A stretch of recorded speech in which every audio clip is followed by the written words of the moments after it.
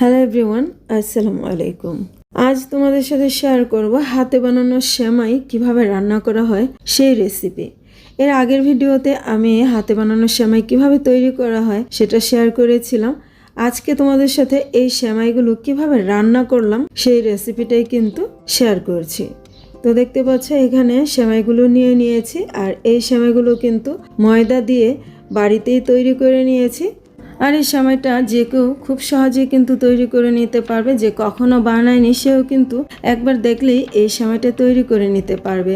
তো আমি এখানে অল্প পরিসরে দেখিয়ে দিচ্ছি এই সেমাইটা আমি কিভাবে তৈরি করে নিয়েছি। দেখতে পাচ্ছ বন্ধুরা, এভাবে একটি রেহালের মধ্যে ময়দা নর্মাল পানি দিয়ে গুলিয়ে কিন্তু এই সেমাইটা তৈরি করে নিতে হবে। আর চুলায় আমি এই সেমাইটাকে ভেজে শুকিয়ে নিয়েছিলাম, দেখতে পাচ্ছ।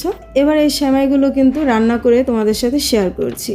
তো সেমাইটা রান্না করার জন্য চুলায় বসিয়ে দিয়েছি বেশ বড় সাইজের একটি প্যান।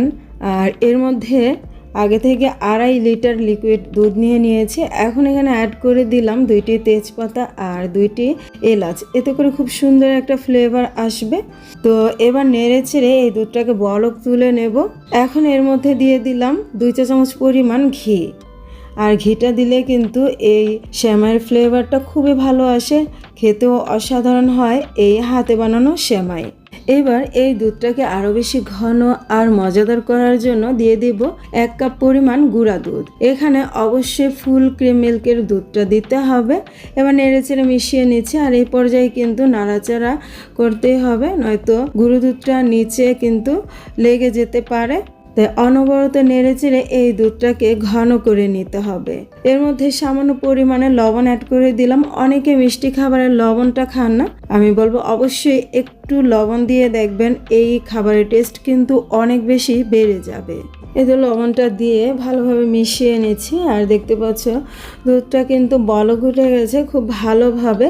এবার এখানে আমি দেখিয়ে দিচ্ছি সেই হাতে বানানো সেমাইগুলো।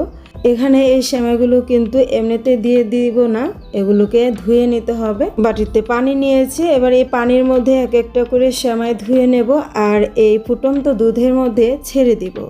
এই তো নর্মাল পানিতে সেমাইগুলোকে ডুবিয়ে ডুবিয়ে ধুয়ে নিচ্ছি খুব ভালোভাবে, আর এই ফুটন্ত দুধের মধ্যে ছেড়ে দিচ্ছি। চাইলে সেমাইগুলো কিন্তু একটু ভেঙেও দেওয়া যেত, তো আমি ভেঙে দিইনি, এমনিতেও কিন্তু এই সেমাইটা সিদ্ধ হওয়ার পরে ভেঙে যাবে। তো দেখতে পাচ্ছ প্রায় 5 মিনিটের মধ্যে কিন্তু সেমাইগুলো ভেঙে গিয়েছে আর অনেকটাই সিদ্ধ হয়ে গেছে। এবার নেড়েচেড়ে এই সেমাইটাকে বেশ কিছুক্ষণ ফুটিয়ে নেব, আরও কিছুটা সিদ্ধ করার জন্য। সিদ্ধ হয়ে গেলে এর মধ্যে আমরা মিষ্টিটা অ্যাড করে দেব। এখন পর্যন্ত কিন্তু আমরা চিনি বা গুড় কোনো কিছুই অ্যাড করিনি। তো বেশ কিছুক্ষণ জাল করে নিয়েছি, দেখতে পাচ্ছ সেমাইটা কিন্তু পারফেক্টভাবে সিদ্ধ হয়ে গেছে। এই পর্যায়ে অ্যাড করে দিচ্ছি চিনি। এখানে আমি প্রথমে 3 কাপ পরিমাণ চিনি দিয়ে দিলাম। এরপর মিষ্টিটা টেস্ট করে লাগলে আরও কিছুটা দিয়ে দিব। যেহেতু এখানে দুধের পরিমাণটা অনেক বেশি ছিল, যার জন্য চিনিটা কিন্তু বুঝিয়ে দিতে হবে। কেউ মিষ্টি কম খায়, কেউ বেশি খায়, সেই পরিমাণ মতোই কিন্তু মিষ্টিটা দিতে হবে। এখন অ্যাড করে দিলাম এখানে 1 কাপ পরিমাণ কোরানো নারিকেল।